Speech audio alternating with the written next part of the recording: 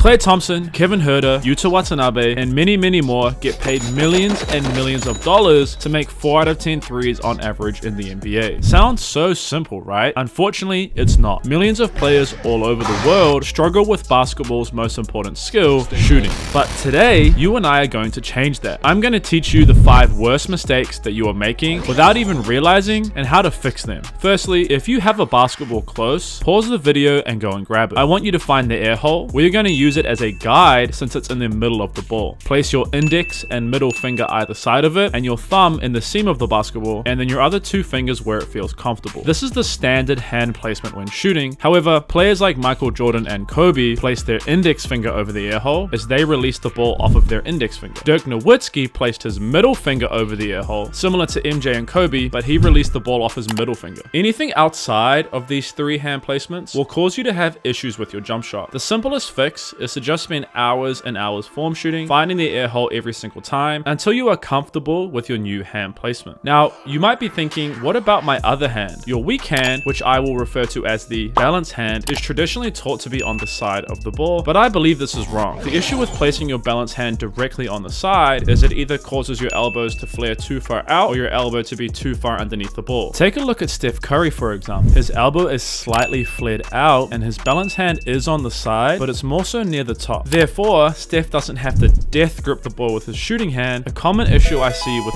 poor shooters. We are going to compare 2 anonymous shooters and the path the ball travels on their free throws. Take a look at both of these lines and see if you can figure out which one is the better free throw shooter. Great shooters can transfer energy from their large muscle groups, such as their quadriceps, glutes, and core, into their smaller muscle groups, such as their shoulders, biceps, and triceps, and then into the basketball. This is known as force summation, and it allows the shooter to create the perfect arc. You may not realize this, but a basketball hoop is 18 inches across, meaning you can fit 2 women's basketballs in at the exact same time and almost 2 men's basketballs in at the same time. Therefore, the more arc you can generate, the more room for error you have. Clip A's wonky shot line, pause, and catapult mean the ball has very little room for error, maybe 1 or 2 inches, compared to Clip B, who correctly uses force summation, meaning the ball has adequate arc, giving the ball 3 to 5 inches of wiggle room. Final question, but can you guess who these players are? I'm gonna give you 3 seconds. Clip A is Giannis, Clip B is Steph. Giannis is currently shooting 65% from the line and Steph 94%. However, the reason for Giannis's free throw struggles goes deeper than just his shot line. Giannis's hands are 12 inches in width. To put that in some context, I am a normal sized person. My hands are 9 inches in width, so that would be like me or you shooting a size 5 basketball. Also, due to his muscle mass, Giannis struggles with shoulder mobility. Therefore, it's hard for him to get the full shoulder extension and therefore generate enough arc. Dwight Howard also suffered from this issue. This is why players like Wemby are saying their focus isn't to get big. Instead, it's important not to lose your mobility and my agility, you know what I'm saying? It's being more stable, you know, more strong, more solid. And this is really the way to keep going, you know. I don't need to bulk up. I need to get stronger. Therefore, if you are trying to become a better shooter and you have issues with your mobility, this is something that you need to address immediately. I'm going to play these 2 clips of Tyler Herro and Giannis getting into a left-hand pull-up jump shot. Pay close attention to their hands and see if you can spot our next mistake.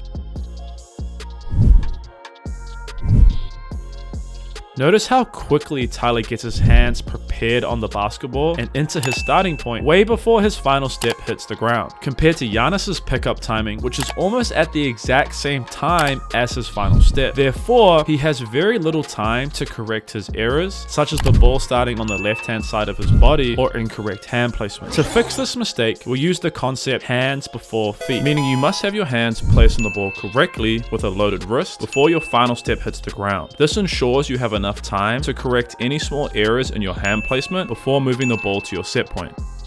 Scoot Henderson has had a rough start to his NBA career. Currently, he is only shooting 23% on jump shot attempts. Part of his struggles are due to our next mistake, which is by far the most common issue and is a mistake you are likely making. I want you to imagine you were about to hit a golf ball as far as you could. Now imagine stopping halfway through your swing, holding there for a second, and then trying to hit it the same distance. Which would go further, the full swing or the half?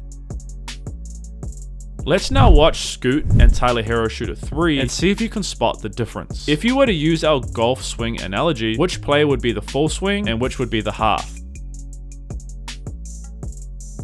By watching the ball, when Tyler shoots, the ball never comes to a true stop. It flows from his starting point into his release, and Tyler shoots the ball on the way up. Compared to Scoot, the ball comes to a dead stop while he is rising to the peak of his jump, which breaks the connection between his lower body and upper body, meaning when he shoots, he is solely relying on his upper body strength. It's vital when you shoot that you move the ball before you move your body. You can see every time that Tyler shoots the ball moves before his body, and once the ball reaches his set point, he focuses on extending his lower body and upper body at the same time. This allows Tyler to put all the force his body generated into the basketball and get perfect arc, whereas Scoot is only relying on his upper body muscles. So if you want to fix the mistakes you are making, you need to address these 5 areas. Hand placement, getting your hands prepared on the ball before you start moving it, and then moving the ball in a straight line from your start point to your set point. Addressing any mobility issues that you might be facing. Move the ball before your body, and then push the ball, extending your knees and elbows at around the same time. Now that you are an elite sniper, defenders are going to run you off the line and force you to finish at the rim. Therefore, you have to watch this video next to ensure that not only are you not missing your threes, you're also never missing your layups, making you pretty much unguardable.